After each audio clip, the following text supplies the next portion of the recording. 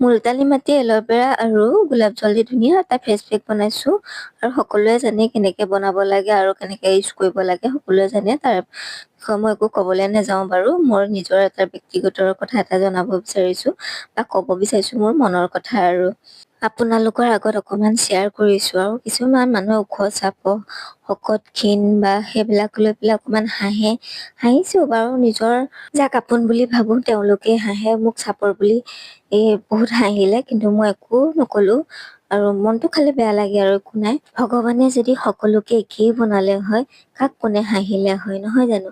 সেইটো কাৰণে মই মনত একো দুখ কৰা নাই, নিজৰ কৰ্ম কৰি আগুৱাই গৈছোঁ।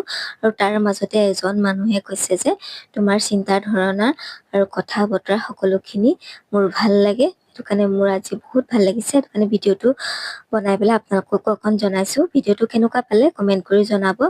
আজিলৈ ইমানে আছিলে, বাই বাই।